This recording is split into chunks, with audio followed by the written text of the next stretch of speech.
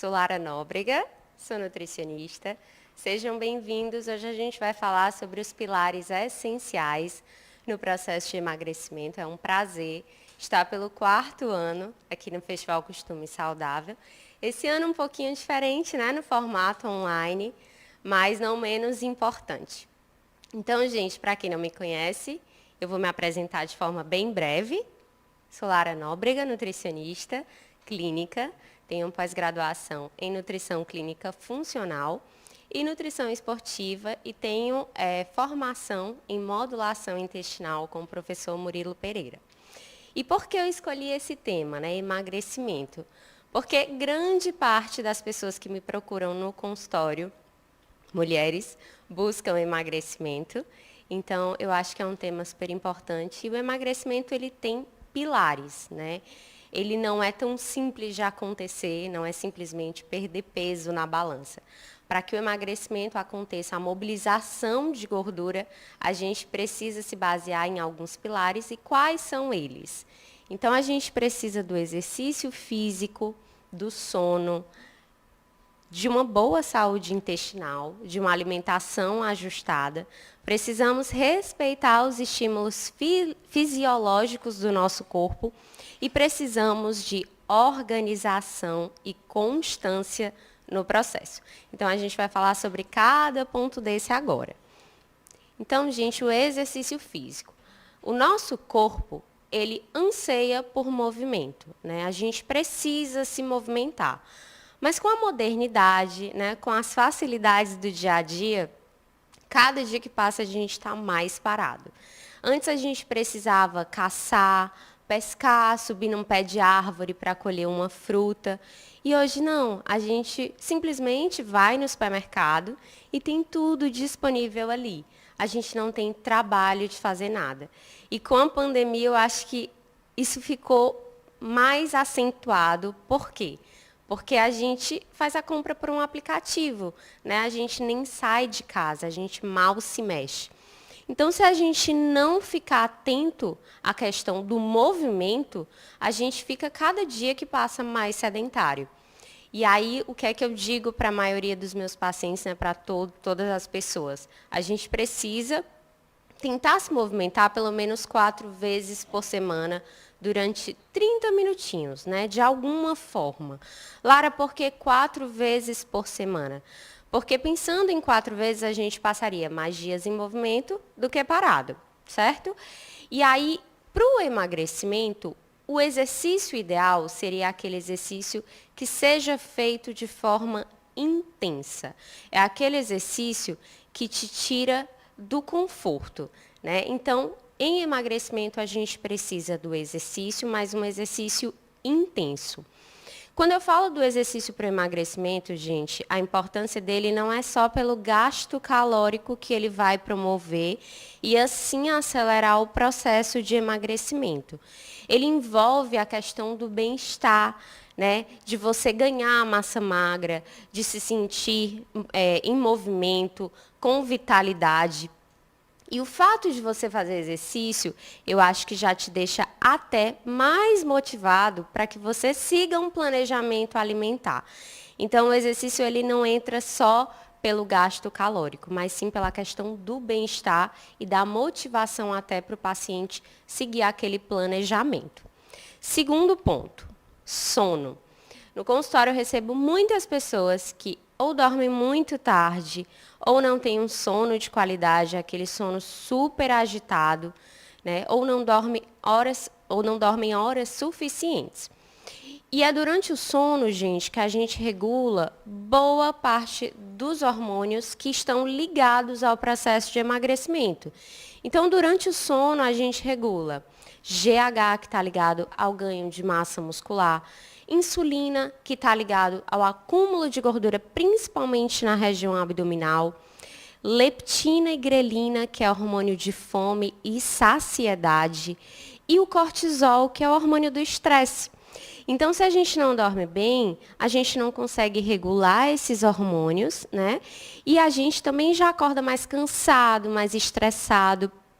A probabilidade de você seguir um planejamento estando dessa forma ela é muito menor.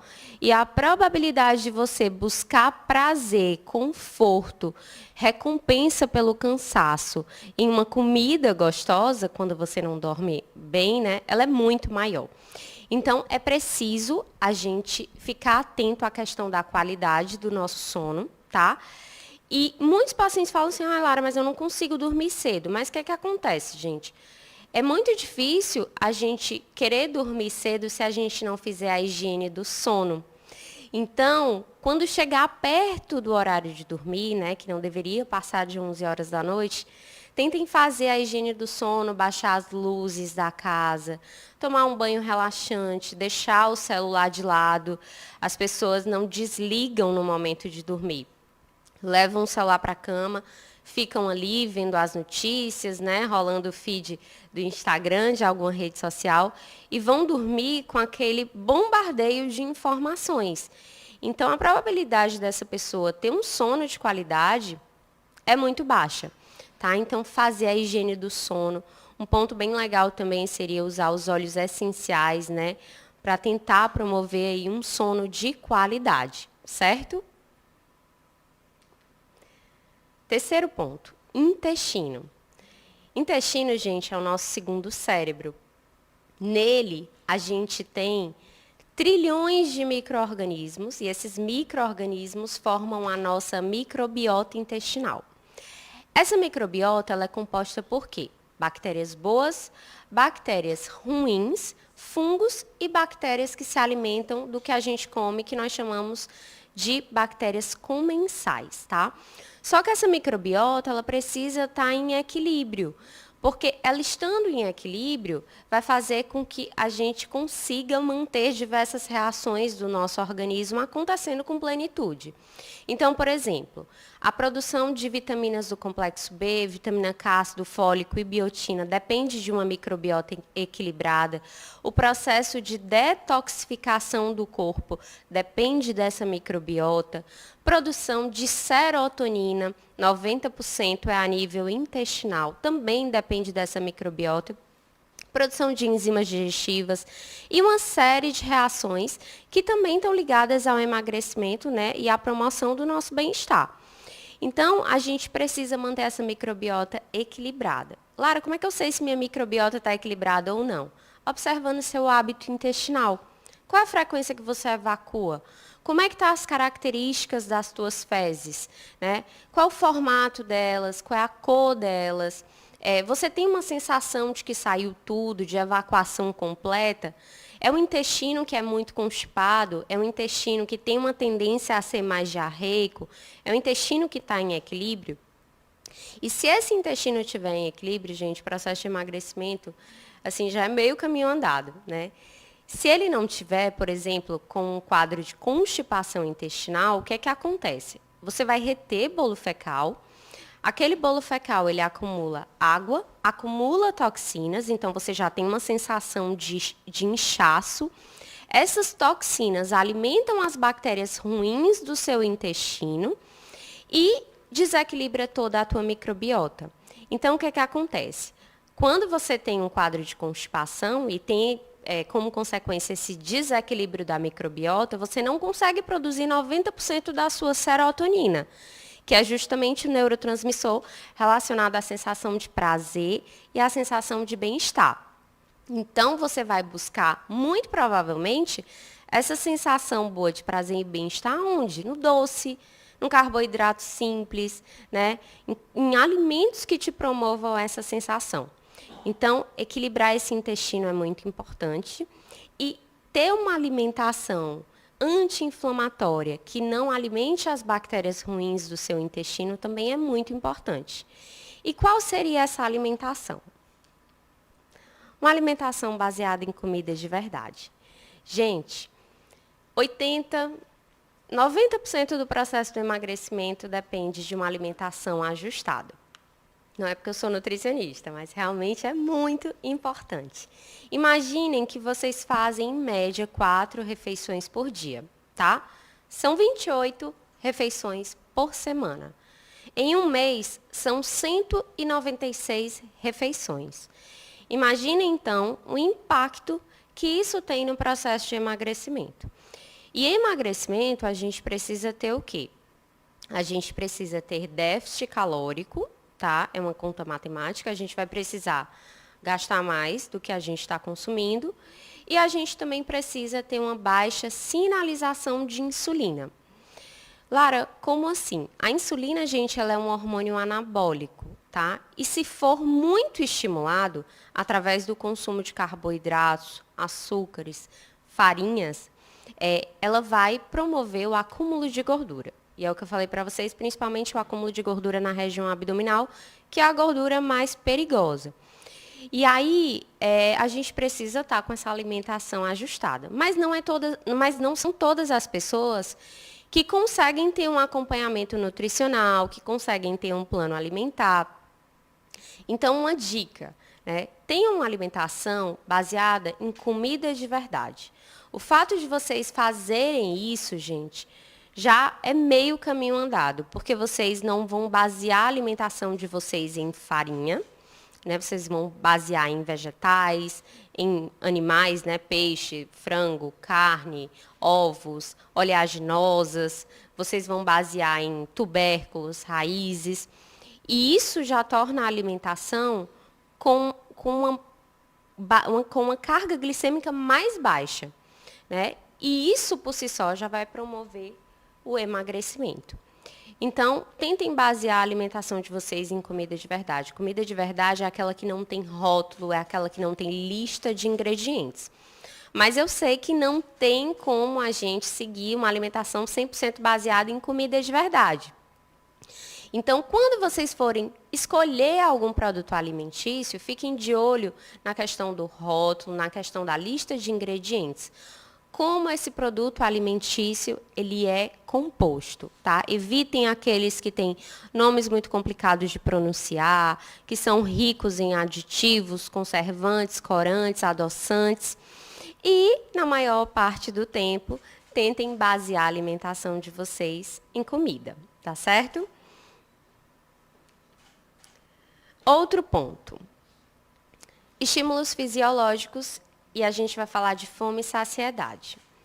Ao longo do tempo, gente, eu tenho uma bebê de 9 meses. E é muito incrível, assim, os bebês eles têm uma percepção muito grande da questão da fome e da saciedade. Quando eles estão satisfeitos, eles viram a cara, né?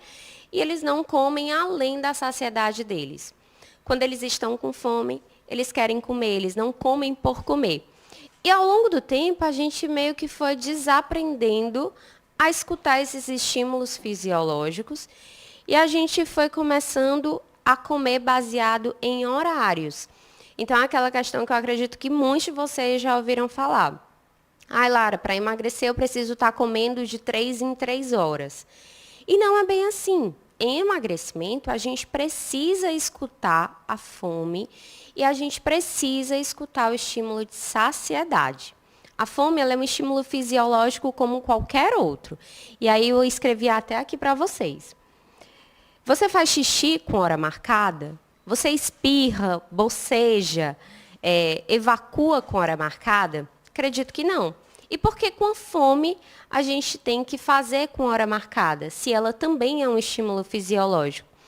Então, a gente precisa estar atento aos sinais de fome, né, e comer apenas quando tiver fome.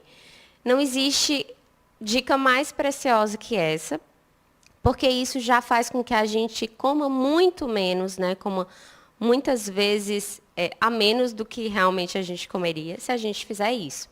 Então, escutem o estímulo de fome e também estejam atentos ao estímulo de saciedade, tá? Para escutar a saciedade, eu acho que é o mais complicado, porque estar saciado não significa estar cheio. Mas uma forma da gente escutar bem essa questão do estímulo da saciedade é comendo com atenção plena, mastigando bem os alimentos, descansando os talheres no prato entre uma garfada e outra, e não comer além dessa saciedade. Isso faz, por si só, com que a gente reduza a quantidade daquilo que a gente está comendo.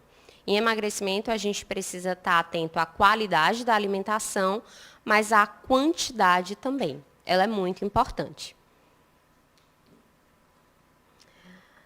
Um outro ponto que sem esse o processo de emagrecimento não acontece é a organização. A gente vive um estilo de vida, acredito que a grande maioria das pessoas, corrido, atribulado, agitado. E o emagrecimento, ele exige um pouco da gente na questão de ter planejamento, de ter organização. Se a gente não tiver isso, gente, não dá para comer bem. Por quê? Porque a gente chega já cansado em casa. A última coisa que a gente quer é ter que cozinhar, depois lavar toda aquela louça, limpar a cozinha. Então, se organizar é um ponto fundamental. E aí eu digo sempre no consultório, tira um dia da tua semana para fazer isso, um turno, né? Já deixa grelhado, cozido, todas as porções proteicas. Já faz um franguinho desfiado, pesa, deixa ali os potinhos para a semana. Já faz uma carnezinha moída, pesa, deixa ali para a semana. Faz algumas preparações de forno baseado em vegetais. Então, por exemplo, uma lasanha de berinjela, uma lasanha de abobrinha, uma lasanha de palmito pupunha. Já deixa ali no refratário. Quando você chegar em casa à noite, o que é que você vai fazer? Você só vai colocar no forno e esperar o tempo de gratinar, enquanto você está tomando banho e já está se preparando para deitar. Enquanto você fica com seu filho. Tenta fazer um escondidinho de abóbora, de couve-flor, de batata inglesa, de batata doce, de macaxeira. Já deixa pronto. Quando chegar em casa, só botar para gratinar. Tenha sempre algumas porções, alguns potinhos de vidro de sopas no seu congelador. É uma refeição super leve, não exige tanto de um processo digestivo complicado, traz uma sensação de conforto e fica ali no teu congelador. Quando você chegar, só bota para esquentar, acrescenta um franguinho desfiado que já está feito, está pronto o teu jantar. Mas se você não tiver essa organização, gente, com fome, a gente não pensa. A gente vai no mais rápido, a gente vai naquilo que vai trazer uma sensação boa de prazer para a gente e que vai matar a nossa fome. Muitas vezes a gente vai o quê? Pedir. Né? Vai num aplicativo, pede a comida e nem sempre é uma boa escolha. Fora a questão do aumento do orçamento mesmo. Muita gente fala que fazer dieta é caro, mas mais caro ainda é ficar comendo o tempo inteiro fora. Então, tenham essa questão da organização e do planejamento. Uma coisa que ajuda muito é vocês fazerem um cardápio semanal. Senta com o marido, com seu esposo, né, com sua mãe.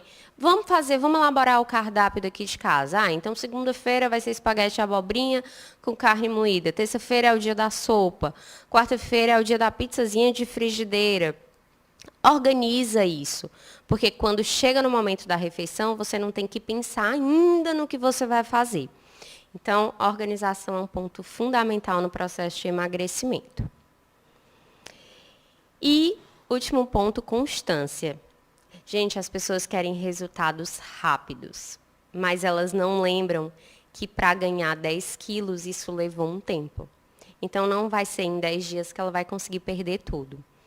No emagrecimento, a gente precisa de constância no processo. Né? Então, na maior parte do tempo, na nossa rotina, a gente precisa estar se alimentando bem. E o que eu vejo muito acontecer no consultório é as pessoas fazem dieta, se alimentam bem, de segunda a sexta, e aí no final de semana elas esquecem, elas já começam a furar. Começa na sexta-noite, com um vinhozinho e tal, depois do trabalho. E aí o almoço do sábado já é um almoço em família, que aí, Lara, não tem como fazer. Aí o jantar do sábado já é também fora da dieta. E aí, quando volta, a pessoa só vai voltar ao planejado na segunda-feira de manhã. Então, foi todo o final de semana fora do planejado. E a conta não fecha. Em emagrecimento, a gente precisa estar, na maior parte do tempo, nos alimentando da melhor forma possível para que a gente consiga mobilizar essa gordura e assim o emagrecimento acontecer. E aqui tem um gráficozinho que eu coloquei para vocês, que é o que acontece. De segunda a quinta tudo bem bonitinho, quando chega sexta à noite o negócio já desanda, sábado e domingo desanda por completo, e aí no final da semana você termina ou no 0 a 0 ou ainda com um saldo positivo. Então, fiquem de olho nas exceções e nos furos. Isso é muito importante, tá? Não significa dizer que vocês não vão poder furar em momento nenhum, não é isso. Mas isso precisa ser feito de forma pontual e de forma consciente, né? E aí não tem... o que acontece é que as pessoas dizem assim, Lara, eu não consigo emagrecer. Mas como é que está teu final de semana? Você continua fazendo planejado? Como é que estão os feriados? Como é que estão os furos e as exceções? Eles são realmente de forma pontual ou é todo domingo? Eu digo lá no consultório, algo que acontece todo domingo, por exemplo, a pizza do domingo, ela deixa de ser uma exceção e passa a ser uma regra. Afinal, é todo domingo que ela acontece. Então, deixem para se permitir em ocasiões que vocês julgarem ser especial, né, que valem a pena de forma pontual. E quando vocês forem se permitir, uma dica super importante. Tentem sempre fazer melhor do que vocês fariam. Então, Lara, eu estou muito afim de me permitir uma pizza. Como é que eu comeria antes, sem ter esse pensamento? Eu comeria 3 fatias com borda, uma pizza 3 queijos, tomaria com refrigerante e depois teria uma sobremesa. Pois eu vou tentar fazer melhor. Eu vou me permitir a pizza, vou satisfazer a minha vontade, que é uma vontade genuína. Só que eu vou tentar comer 2 fatias e vou tirar a borda. Isso já melhora muito, gente. Eu não vou tomar um refrigerante, eu não vou me permitir hoje a sobremesa, já que eu escolhi me permitir a pizza. Pode parecer besteira fazer isso, mas ao longo de 2 meses, ao longo de 6 meses, essas pequenas mudanças de comportamento já têm um impacto muito grande e vão fazer com que vocês consigam alcançar o emagrecimento, certo? Então é isso. Eu acho que ainda dá tempo até de abrir para pergunta, né? E aí, se vocês quiserem perguntar alguma coisa sobre emagrecimento. Enquanto chegam as perguntas, eu nem coloquei aqui no slide, nos slides, mas algo muito importante, gente, no emagrecimento, é vocês tentarem não falar para ninguém. Eu digo que quanto menos gente souber, mais chances de você ter êxito. Porque muitas vezes, né, as pessoas que estão em emagrecimento, parece que elas têm a necessidade de ficar falando, né, para todo mundo essa questão de que está em dieta e tudo. E aí, não é nem por maldade, mas às vezes vem muitas pessoas para sabotar o processo. Então, tentem não falar muito, né? Não vou comer porque eu não estou afim, porque eu não quero. E não porque, não posso porque eu estou de dieta. Não, porque meu nutricionista não deixa. Porque eu estou querendo perder 5 quilinhos. Evitem estar falando. Quanto menos gente souber, né, mais chances de vocês alcançarem o emagrecimento e conseguirem se manter na caminhada por muito tempo. Sim? Então é isso, gente. É um prazer estar aqui com vocês. Espero que vocês tenham aproveitado o conteúdo, tá? Aqui está o meu contato, o contato do consultório e meu Instagram. E é isso. Muito obrigada e uma boa tarde para vocês. Bom domingo.